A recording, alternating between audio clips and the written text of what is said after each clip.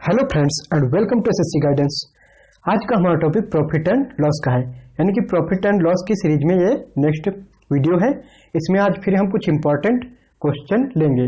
ठीक है, आज हम 2 से 3 टाइप्स के क्वेश्चन लेंगे जिनको हम सॉल्व करेंगे। तो चलिए देखते हैं आज का पहला क्वेश्चन। इसमें दिया हुआ है कि रुपये 240 में एक वस्तु को बेचने पर एक व्यक्ति को 10% की हानि होती है, तो 20% का लाभ कमाने के लिए उसे इस वस्तु को किस कीमत पर बेचना चाहिए। मतलब कि उस व्यक्ति को हानि वाली कीमत दी हुई है, यानी कि 240 रुपये में बेचने पर उसे 10% की हानि होती है। ठीक है, तो यहाँ पे हानि का मतलब क्या, 10% हानि का मतलब क्या हो, अगर वस्तु का क्रय मूल्य यानी कि कॉस्ट प्राइस 100% हो, ठीक है, तो 10% हानि का मतलब क्या हुआ, उसका विक्रय मूल्य कितना, 90%, क्रय मूल्य का 90%। ठीक है, इसको हम डायरेक्ट लिखेंगे क्योंकि 100 का 10% 10 होता है और हानि का मतलब 10% लेस करना पड़ेगा, तो 90 बचेगा। यानी कि 90% की वैल्यू उस वस्तु की दी हुई है, कितनी है, 240।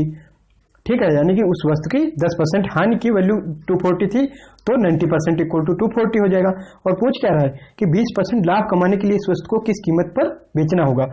तो 20% लाभ कमाने के लिए उसे कितने पर बेचना होगा, 120% पर बेचना होगा। क्यों, क्योंकि 100% तो क्रय मूल्य है, उसका कॉस्ट प्राइस। जब उसका 20% निकाल के लाभ कमाने के लिए ऐड करना पड़ेगा, तो 100 का 20 ही आएगा और ऐड करेंगे तो 120 आएगा। यानी कि उस वस्तु को अपने क्रय मूल्य के 120% पर बेचना होगा, तब उसे जाके 20% का लाभ होगा। तो 90% की वैल्यू हमें दी हुई है और वैल्यू किसकी निकालनी है, 120% की।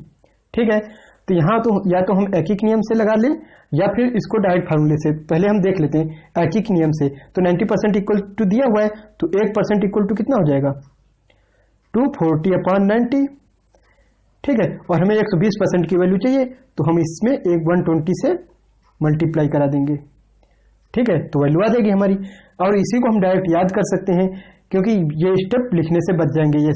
तो हम डायरेक्ट क्या करते हैं, क्वेश्चन पढ़ के ही हम लिख सकते हैं।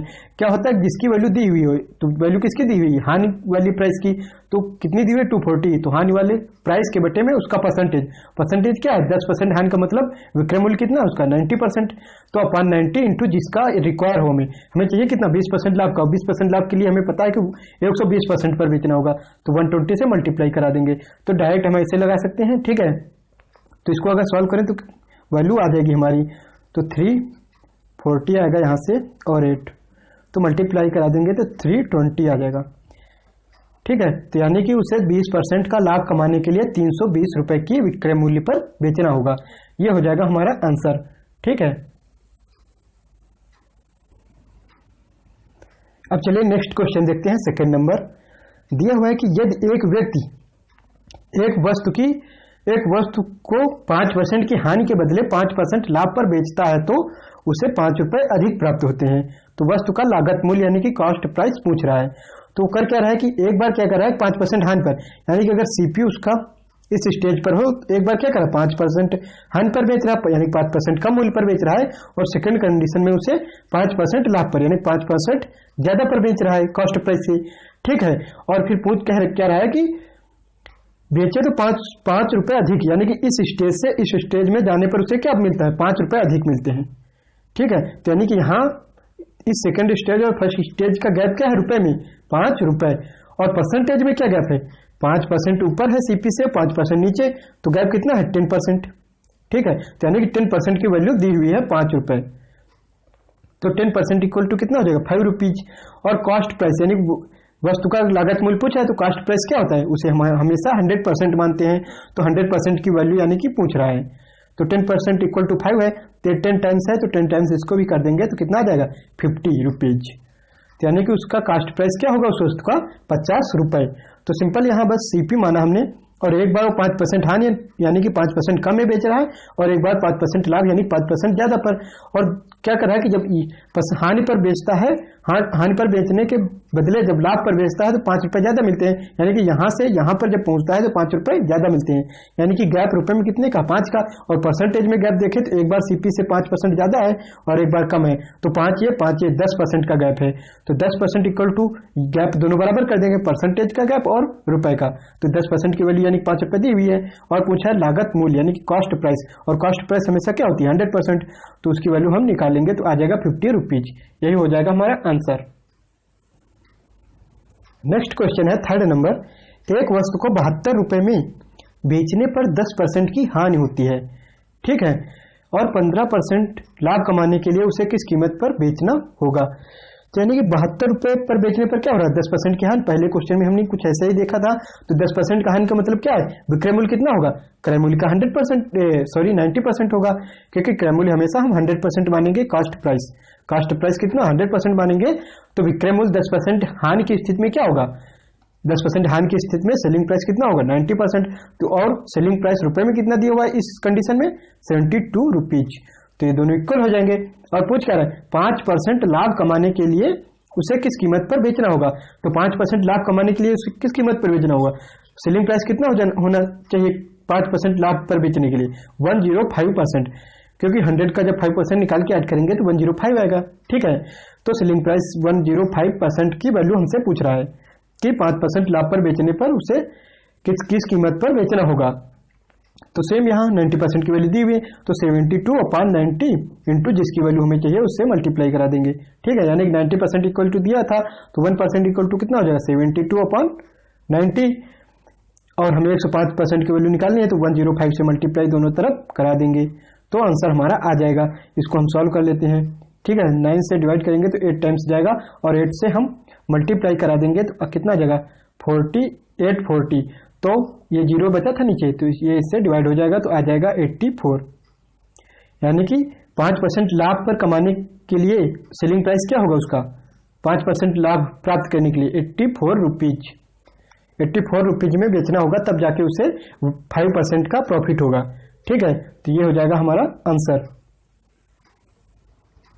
नेक्स्ट क्वेश्चन है हमारे पास 4 नंबर, दिया हुआ है कि एक मेज को 400 रुपए के बदले 350 रुपए में बेचने पर प्रतिशत हानि 5% बढ़ जाती है, ठीक है। तो मेज का लागत मूल्य यानी कि कॉस्ट प्राइस पूछा गया है हमसे, और दिया क्या हुआ कि पहली कंडीशन में क्या कह रहा है कि 400 रुपए में बेच रहा था, और सेकंड कंडीशन में 350। और ऐसे में क्या होता है कि हानि जो है 5% बढ़ जाती है, यानी कि यहाँ हानि x% हो रही होगी, तो यहाँ x+5, यानी कि अगर यहाँ हम 10 माने तो यहाँ 15 हो जाएगी हानि परसेंट। कुछ भी यहाँ जो भी होगा 20 होगा तो 25 होगा, यानी अंतर सिंपल सा ये समझने की कोशिश करेंगे कि अंतर कितना है 5% का। इस कंडीशन और इस कंडीशन में जो गैप है वो परसेंटेज में कितने का 5% का, क्योंकि यहाँ पे बेचने पर जो हानि होती है और यहाँ वो हानि यहाँ पर बेचने पर 5% बढ़ जाती है। तो यहाँ अगर x होगा तो यहाँ x+5, 10 होगा तो 15, या जो भी 20 होगा तो 25। तो गैप सिंपली क्या हो जाएगा 5% का, यानी कि यहाँ से यहाँ आने पर जो परसेंटेज में गैप हो जाता है वो 5% का होता है। और रुपए में गैप कितने का आ रहा है 50 रुपीज का, तो ये परसेंटेज दोनों गैप इक्वल हो जाएंगे। तो 5% की वैल्यू क्या हो जाएगी 5% इक्वल टू 50, ठीक है। और हमें चाहिए क्या, हमें कॉस्ट प्राइस चाहिए, और कॉस्ट प्राइस हमेशा हम कितनी मानते हैं 100%, तो यानी कि हमें 100% की वैल्यू चाहिए। तो ये कितना है 10 टाइम्स है, तो इसका भी 10 टाइम्स कर देंगे तो कितना आ जाएगा 1000 रुपीज। ये हो जाएगा उस वस्तु का कॉस्ट प्राइस, यानी कि उस मेज का कॉस्ट प्राइस हमारा आ गया 1000, ठीक है। तो बस ऐसे क्वेश्चन में हमें गैप देखना होता है, परसेंटेज में हम गैप देख लेंगे और रुपए में, और दोनों को इक्वल करके जो वैल्यू हमसे पूछी गई होगी उसका आंसर हम निकाल देंगे, ठीक है। नेक्स्ट क्वेश्चन है हमारे पास 5 नंबर, दिया हुआ है कि 50 रुपए में किसी वस्तु को बेचने पर उतने ही प्रतिशत की हानि होती है जितने प्रतिशत लाभ उसे 70 रुपए में बेचने पर होता है। तो वस्तु का प्रतिशत लाभ या हानि ज्ञात कीजिए, यानी वो परसेंटेज पूछ रहा है जो दोनों ही कंडीशन में सेम है। यानी कि हो क्या रहा है कि अगर सीपी कुछ दिया हुआ है, कुछ भी होगा जो कि हमें पता नहीं है, और कह रहा है कि अगर 70 रुपए में बेचे तो जिस परसेंटेज का लाभ हो रहा है और 50 रुपए में अगर बेचे तो उतना ही परसेंट की हानि हो रही है। यानी कि यहाँ अगर x% का लाभ हो रहा है इस कंडीशन में, तो इस कंडीशन में x% का लॉस हो रहा है, ठीक है। यहाँ प्रॉफिट हो रहा है, यहाँ पे लॉस। तो यहाँ अगर x% का प्रॉफिट हो रहा है तो यहाँ पर x% का लॉस हो रहा है, ठीक है। तो यहाँ हम क्या करेंगे, चूंकि सीपी क्या है कॉस्ट प्राइस क्या सेम है, तो दोनों ही स्थितियों का हम सीपी यानी कि कॉस्ट प्राइस सेम कर देंगे। तो हानि के लिए कॉस्ट प्राइस क्या होता है, हानि जब भी दिया होता है, जब 10% दिया होता है तो विक्रय मूल्य कितना निकालते हैं 90%, क्योंकि क्रय मूल्य यानी कि सीपी हमेशा 100% होता है, ठीक है। सीपी हमेशा 100% होता है, तो 10% हानि की स्थिति में 90% कैसे आता है, 100 में हम 10 लेस कर देते हैं। तो उसी तरह अगर x% हानि निकालेंगे तो क्या आएगा 100 - x आएगा, ठीक है, 100 माइनस x% आएगा, क्योंकि 100 में 10 तो लेस हो जाता है, इसलिए 90 लिख देते हैं। तो 100 माइनस 10 करके 90 आता है। उसी तरह x% की अगर लॉस हो रहा है तो क्या करेंगे, 100 माइनस x%, ये आ जाएगा लॉस की स्थिति का विक्रय मूल्य यानी सेलिंग प्राइस। किस कंडीशन का, जिस कंडीशन में उसे लॉस हो रहा है।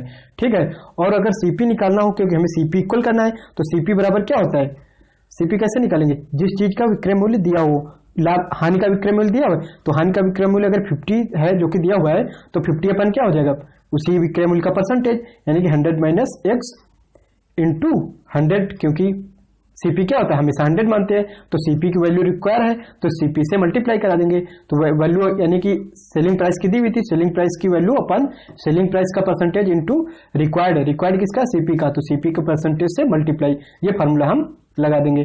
ठीक है, और लाभ की स्थिति में यानी कि प्रॉफिट की स्थिति में क्या होगा, जब प्रॉफिट होता है, अगर 10% का प्रॉफिट होता है तो हम 100 में ऐड करके 110% ले लेते हैं। तो इसी तरह अगर यहाँ पे x% का प्रॉफिट हो रहा है तो क्या होगा, 100 प्लस x% का प्रॉफिट होगा। और ऐसी स्थिति में सीपी क्या निकलेगा, ऐसी स्थिति में सीपी निकलेगा, सीपी इक्वल टू क्या होगा, यानी कि वैल्यू दी हुई है सेलिंग प्राइस की 70 अपॉन परसेंटेज में सेलिंग प्राइस क्या है 100 प्लस x इंटू सीपी से मल्टीप्लाई 100। ठीक है, तो दोनों सीपी आ गए, प्रॉफिट की कंडीशन का और लॉस की कंडीशन का, और सीपी यहाँ पे सेम है तो सीपी इक्वल टू सीपी हम कर लेंगे। ठीक है, दोनों ही कंडीशन का सीपी हम इक्वल कर लेते हैं। तो लॉस की स्थिति में सीपी क्या है, 50 upon 100 minus x into 100 equal to हो जाएगा, प्रॉफिट की स्थिति में क्या है, प्रॉफिट की कंडीशन में है 70 अपॉन 100 प्लस x इंटू 100 यहाँ डिवाइड हो जाएगा, बस यहाँ पे 0 से 0 जाएगा, यहाँ तिर्यक मल्टीप्लाई करके, ठीक है, क्रॉस मल्टीप्लाई करके हम यहाँ x की वैल्यू निकालेंगे, और वही x हमने माना था जो परसेंटेज दोनों जगह प्रॉफिट एंड लॉस का सेम था, तो आंसर हमारा डायरेक्ट आ जाएगा। तो 5 से हम मल्टीप्लाई करेंगे तो कितना आ जाएगा, 500 प्लस 5x इक्वल टू 7 से मल्टीप्लाई करेंगे तो 700 माइनस 7x। ठीक है, 7x को इधर ले आएंगे, 7x और 5x कितना हो जाएगा 12x इक्वल टू 700 है, 500 उधर ले जाएंगे तो 200 बचेगा। ठीक है, तो x इक्वल टू आ जाएगा 200 अपॉन 12, यानी कि अगर इसको 4 से डिवाइड करें तो 3 आएगा और 50, तो x इक्वल टू क्या आ जाएगा 50 अपॉन 3, तो इसको डिवाइड करेंगे तो कितना आ जाएगा 16 से ही 2/3%, यही x% लाभ था, तो जो वैल्यू x की आएगी उतने ही % का लाभ या हानि हो रहा होगा। ठीक है, तो x की वैल्यू आ गई हमारी, तो यहाँ पे परसेंटेज क्या है लाभ या हानि का, 16 से ही 2/3%, यानी कि 50 रुपए में बेचने पर इस % की इतने ही % की हानि हो रही है, और 70 रुपए में बेचने पर इतने ही % का लाभ हो रहा है। ठीक है, तो यही हमसे पूछा गया था और यही हमारा आंसर हो जाएगा। चलिए अब नेक्स्ट क्वेश्चन देखते हैं।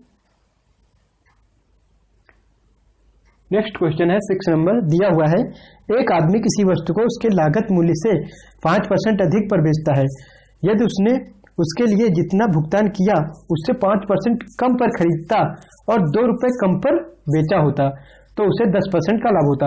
यानी कि दो कंडीशन की कॉस्ट प्राइस और सेलिंग प्राइस दी हुई है। ठीक है, तो हम दोनों ही कंडीशन में संबंध बना के देखते हैं। तो अगर हम सीपी मान ले पहली कंडीशन का, ठीक है, पहली कंडीशन का सीपी हम 100 मान लेते हैं। ठीक है, यानी कि शुरू में जब 5% अधिक पर बेचता है तो सीपी अगर पहली कंडीशन का 100 मानेंगे तो 5% अधिक पर बेचने का मतलब क्या हुआ कि 5% इसका निकालेंगे, 100 का 5% 100 होता है, 5 होता है, 100 का 5% 5 ही होगा, इसलिए ऐसी स्थिति में सेलिंग प्राइस क्या हो जाएगा, सीपी हमने 100 माना था तो सेलिंग प्राइस 105 हो जाएगा, क्योंकि 5% अधिक पर बेच रहा है तो 105 आ जाएगा।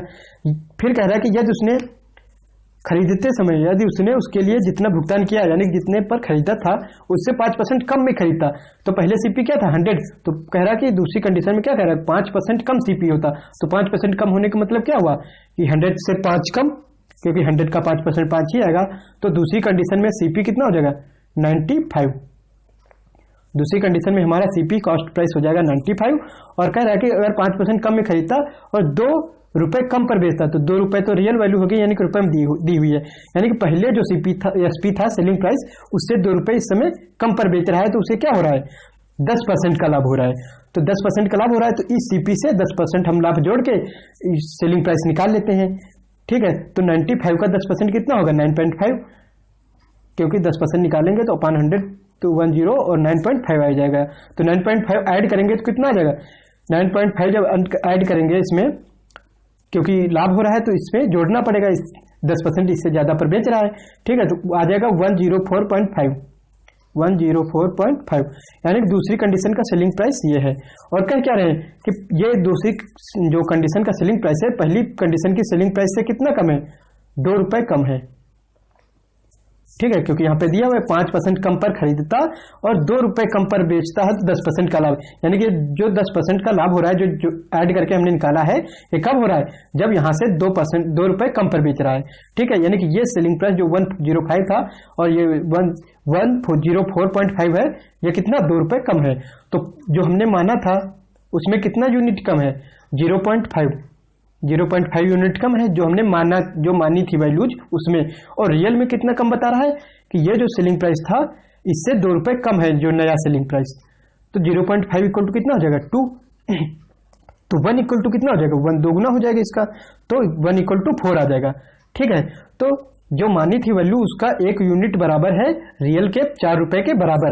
तो पूछ क्या रहा है वस्तु का लागत मूल्य, और वस्तु का लागत मूल्य यानी कास्ट प्राइस हमने क्या माना था शुरू में 100, तो 100 की वैल्यू पूछ रहा है, तो 100 की वैल्यू क्या हो जाएगी 100 से मल्टीप्लाई करा देंगे दोनों तरफ, तो 400 रुपीज आ जाएगा, यानी कि उस वस्तु का कास्ट प्राइस कितना हो जाएगा 400 रुपीज।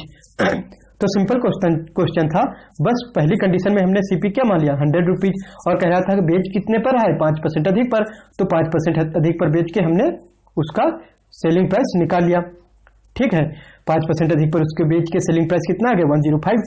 फिर कह रहा है कि अगर वो 5% कम में खरीदता, यानी कि तो 5% कम में खरीदने का मतलब क्या होगा 100 से 5 रुपए कम, यानी कि 95 रुपये खरीदेगा, ठीक है। अगर 95 में खरीद रहा है तो कह रहा है कि और सेलिंग प्राइस कितना रख रहा है 2 रुपए कम पहली कंडीशन से, तो उसे 10% का लाभ हो रहा है, तो 10% का अगर लाभ हो रहा है तो 10% हम इसमें ऐड कर देंगे, तो 95 का 10% 9.5 होता है, ऐड करेंगे तो 104.5 आएगा।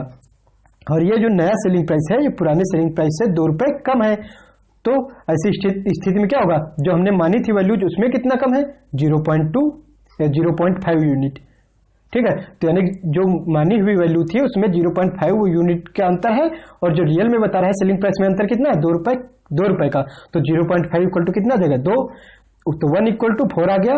और पूछा क्या था वस्तु का लागत मूल्य, और लागत मूल्य हमने शुरू में कितना माना था 100, तो वही 100 कॉस्ट प्राइस निकालनी थी, तो 100 की वैल्यू हमने निकाली, 1 इक्वल टू 4 था तो 100 इक्वल टू 400 आ जाएगा, तो हमारी कॉस्ट प्राइस कितनी आ जाएगी 400 रुपीज, यही हो जाएगा हमारा आंसर, ठीक है। तो चलिए अब नेक्स्ट क्वेश्चन देखते हैं। नेक्स्ट क्वेश्चन है 7th नंबर, इसमें दिया हो कि पूंजा को एक वस्तु बेचने पर 20% का लाभ हो रहा है, यानी कि किसी वस्तु को सेल कर रहा है तो उसे क्या हो रही है 20% का लाभ हो रहा है। यदि उसने वह घड़ी 10% कम पर खरीदा होता और 30 रुपए कम पर बेचा होता, तो इस कंडीशन में क्या होगा, इस कंडीशन में 20% का फिर भी, यानी कि इस कंडीशन में भी 20% का लाभ हो रहा है, तो घड़ी का लागत मूल्य, तो उसी तरह है हम दोनों ही कंडीशन को सेम उसी तरह फॉलो करके आंसर निकालेंगे। तो कह रहा है कि हम पहली कंडीशन में सीपी कितना मान लेते हैं 100 रुपीज, यानी कि 100 मान लेते हैं 100 यूनिट, क्योंकि वैल्यू मान रहे हैं तो इसे हम 100 यूनिट मानेंगे पहली कंडीशन में सीपी, ठीक है। तो पहली कंडीशन में क्या करा 20% लाभ होता है उसे बेचने पर, तो यानी कि कितने पर बेचेगा 120 पर, क्योंकि 100 का 20% निकालेंगे 20 आएगा, तो यानी कि सेलिंग प्राइस कितना है 120, ठीक है। फिर क्या कह रहा है कि यदि उसने 10% कम पर खरीदता होता, यानी कि कॉस्ट प्राइस 10% कम होता, तो पहले कितना माना हमने 100, तो सेकंड स्थिति में कितना हो जाएगा 10% कम, यानी कि 10% जब निकालेंगे 100 का तो 10 आएगा, और लेस करेंगे तो 90 आ जाएगा, यानी कि सेकंड स्थिति का जो सीपी होगा कास्ट प्राइस वो कितना होगा 90, ठीक है।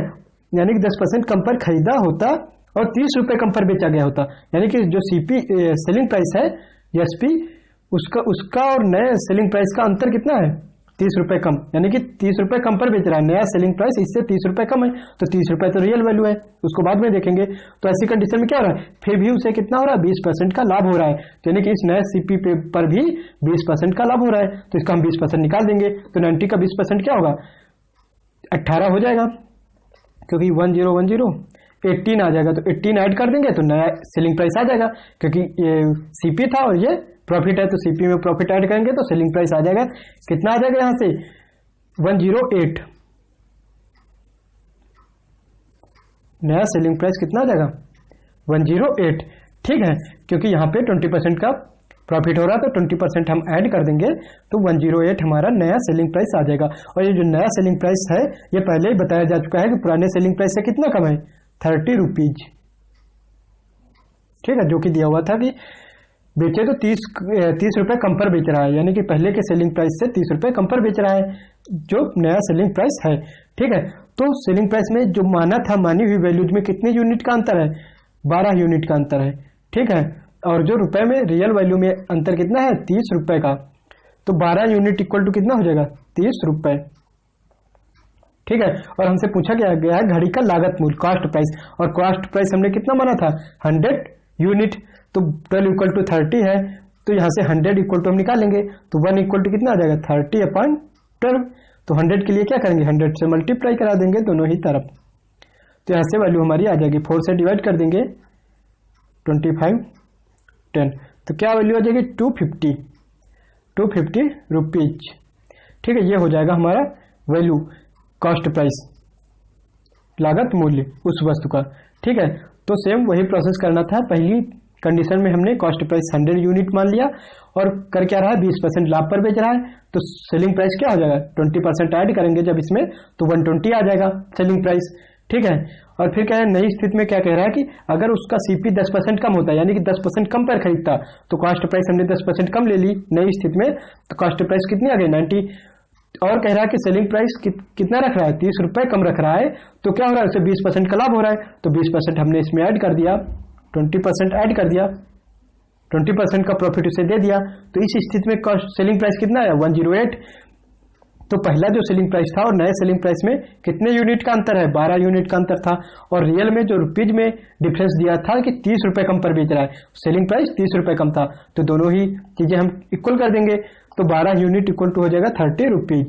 और हमसे पूछा क्या गया था लागत मूल्य से कॉस्ट प्राइस, और कॉस्ट प्राइस हमने कितने मानी थी 100 यूनिट, तो 100 यूनिट की हम यहाँ से वैल्यू निकालेंगे जो कि 250 रुपीज आया, यही हमारा आंसर हो जाएगा। नेक्स्ट क्वेश्चन हमारे पास 8 नंबर दिया हुआ है कि एक स्कूटर के विज्ञापित मूल्य पर 10% की छूट देने के बावजूद एक डीलर को 20% लाभ होता है।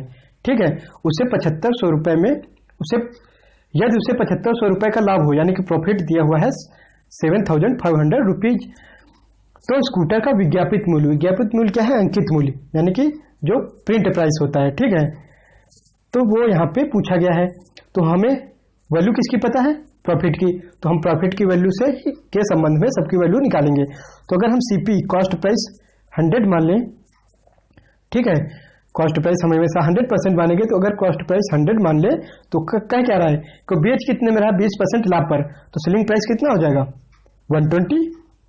ठीक है, क्योंकि 20% इसका निकाल के ऐड करेंगे तो 120 ही आएगा। और कह रहा है कि विज्ञापित मूल्य पर 10% की छूट दे रहा है। ठीक है, तो विज्ञापित मूल्य यानी कि अंकित मूल्य जो है उस पर 10% की छूट दे रहा है, तो अंकित मूल्य यहाँ पे जो भी होगा यानी कि प्रिंट प्राइस हम अगर मान लें जो भी होगा उससे 10% कम है ये, तो हमें अगर सेलिंग प्राइस पता लग जाए यानी कि सेलिंग प्राइस की वैल्यू अगर आ जाए तो प्रिंट प्राइस का 90% की इक्वल होगा, क्योंकि प्रिंट प्राइस में क्या कह रहा है 10% की छूट देने के बाद 20% का लाभ हो रहा है, यानी कि 10% छूट देने के बाद उसका सेलिंग प्राइस ये आ रहा है। तो अगर हमें प्रिंट प्राइस कितना ये सेलिंग प्राइस कितना है प्रिंट प्राइस के 90% के बराबर है। ठीक है, तो अगर सेलिंग प्राइस की वैल्यू हमें पता लग जाए तो हमें प्रिंट प्राइस यानी कि अंकित मूल्य या जो विज्ञापित मूल्य है इसकी वैल्यू हमारी आ जाएगी। ठीक है, तो यहाँ पे दी किसकी वैल्यू हुई है प्रॉफिट की, तो प्रॉफिट हमें कितना मिल रहा है 20%, तो प्रॉफिट के इक्वल टू प्रॉफिट कर देंगे 20% इक्वल टू कितना हो जाएगा 7500। और वैल्यू हमें किसकी चाहिए हमें सेलिंग प्राइस निकालना है, सेलिंग प्राइस आ जाए तो उससे हम ये एडवर्टाइज्ड प्राइस, यहाँ एडवर्टाइज्ड प्राइस लिखा हुआ है यानी कि विज्ञापित मूल्य, तो एडवर्टाइज्ड प्राइस आ जाएगी हमारी यानी कि विज्ञापित मूल्य अंकित मूल्य हमारा आ जाएगा। ठीक है, तो सेलिंग प्राइस निकालने के लिए क्या करना सेलिंग प्राइस 120%, अगर हम कॉस्ट प्राइस 100% मानेंगे तो सेलिंग प्राइस कितना होगा 120%, तो 20% की वैल्यू दी हुई है तो 120% की वैल्यू कितनी आ जाएगी कितना है 6 टाइम्स है इसका, तो इसको भी 6 से मल्टीप्लाई करा देंगे तो आंसर हमारा आ जाएगा 3345। यानी कि 45,000, 45,000 आ जाएगा हमारा सेलिंग प्राइस। ये हो जाएगा एसपी सेलिंग प्राइस। अब सेलिंग प्राइस कितना है? जो विज्ञापित मूल्य थी, जो एडवर्टाइज्ड प्राइस था, उसका कितने 90% के बराबर है, क्योंकि जो विज्ञापित मूल्य था उस पर 10% छूट देने के बाद ये सेलिंग प्राइस आया था। तो यानी कि जो एडवर्टाइज्ड प्राइस था उसके 90% के इक्वल कौन है? Selling price. और सेलिंग प्राइस कितना आ गया हमारा? 45,000। ठीक है, तो यहां से हम हमारा एडवर्टाइज्ड प्राइस यानी कि विज्ञापित मूल्य की वैल्यू आ जाएगी। इनको हम पक्षांतर कर लें, 45,000 अपॉन 90 इंटू 100। ठीक है, तो यहां से हम इसको डिवाइड करेंगे तो आएगा 500 और मल्टीप्लाई करेंगे तो एडवर्टाइज्ड प्राइस की वैल्यू आ जाएगी 50,000। ये हो जाएगा हमारा आंसर। ठीक है, तो सिंपल यहाँ जो विज्ञापित मूल्य था उस पर 10% की छूट देने पर उसे 20% का लाभ हो रहा था। तो हमने कॉस्ट प्राइस यानी कि क्रय मूल्य कितना मान लिया? 100%। तो उसका सेलिंग प्राइस कितना हो जाएगा? 120%। ठीक है, क्यों? क्योंकि 20% के लाभ पर 20% का लाभ हो रहा है उसे। लेकिन वैल्यू जो दी हुई थी वो लाभ की यानी कि प्रॉफिट की दी हुई थी, तो profit percent equal to profit हो जाएगा। 20% का लाभ हो रहा था उसे, तो 20% इक्वल टू कितना हो जाएगा? 7500। और यहाँ से हमें चाहिए क्या? सेलिंग प्राइस आ जाए तो वहां से हम एडवर्टाइज्ड प्राइस या विज्ञापित मूल्य की वैल्यू निकाल लेंगे। तो सेलिंग प्राइस वहां से हमने निकाल लिया 120% की वैल्यू, जो कि 45,000 आ गई। ठीक है, अब यहाँ से एडवर्टाइज्ड प्राइस की वैल्यू हमें निकालनी थी। तो लेकिन और सेलिंग प्राइस और एडवर्टाइज्ड प्राइस में संबंध क्या है कि जो एडवर्टाइज्ड प्राइस थी उसमें 10% का छूट देने के बाद, डिस्काउंट देने के बाद सेलिंग प्राइस आ रहा था। तो हमने क्या किया? 10% का डिस्काउंट दे दिया, यानी कि जो सेलिंग प्राइस है उसके 90% के बराबर हो जाएगा। तो दोनों को इक्वल कर दिया और वहां से यह विज्ञापित मूल्य का वैल्यू निकाल ली, जो कि हमसे पूछा गया था। तो यह हमारा आंसर हो जाएगा। नेक्स्ट क्वेश्चन दिया हुआ है 9 नंबर। एक दुकानदार अंकित मूल्य पर 10% छूट देने के पश्चात 12% का लाभ कमाता है, तो क्रय मूल्य तथा अंकित मूल्य का अनुपात यानी कि सीपी और उसका जो प्रिंट प्राइस है उसका अनुपात पूछ रहा है हमसे। ठीक है, तो यहाँ पर क्या कह रहा है कि अंकित मूल्य पर यानी कि जो प्रिंट प्राइस है उस पर 10% की छूट दे रहा है, उसके पश्चात यानी छूट देने के बावजूद उसे 12% का लाभ हो रहा है। तो अगर हम कॉस्ट प्राइस यानी कि सीपी हम 100 मान ले, ठीक है, अगर सीपी हमने 100 माना तो उसे सेलिंग प्राइस क्या आ जाएगा? सेलिंग प्राइस क्या होगा? सेलिंग कितने पर हो रही है? 12% का उसे लाभ हो रहा है, तो सेलिंग प्राइस कितना होगा? 12% इसमें ऐड करेंगे तो 112 आ जाएगा। सेलिंग प्राइस आ जाएगा क्योंकि उसे 10% की छूट देने के बावजूद क्या हो रहा है? 12% का लाभ। और लाभ किस पे होता है? क्रय मूल्य पर यानी कॉस्ट प्राइस पर। तो कॉस्ट प्राइस का 12% निकाल के ऐड कर देंगे तो 100 का 12% 100 आएगा और ऐड करेंगे तो सेलिंग प्राइस कितना आ जाएगा? 112। ठीक है, और हमारा जो प्रिंट प्राइस है वो कितना आएगा? प्रिंट प्राइस जो है प्रिंट प्राइस पर 10% की छूट दे रहा है, तो यानी छूट देने के बाद वो विक्रय मूल्य के बराबर होगा, क्योंकि जब भी अंकित मूल्य पर छूट देते हैं तो उसके बाद सेलिंग प्राइस आता है। ठीक है, यानी कि प्रिंट प्राइस की वैल्यू हमें यहाँ से निकालनी होगी, तभी अनुपात निकलेगा। तो प्रिंट प्राइस पर 10% की छूट देने के मतलब क्या हुआ कि उसकी वैल्यू कितनी बचेगी? 90% की इक्वल टू बचेगी, और यही हमारा सेलिंग प्राइस हो जाएगा। यानी कि प्रिंट प्राइस का 90% सेलिंग प्राइस के बराबर होगा, क्योंकि प्रिंट प्राइस पे 10% का डिस्काउंट दिया जा रहा है। तो इक्वल टू क्या हो जाएगा? Selling price. और सेलिंग प्राइस कितना है? 112। ठीक है, यहाँ से हमारा प्रिंट प्राइस की वैल्यू आ जाएगी, यानी कि अंकित मूल्य आ जाएगा।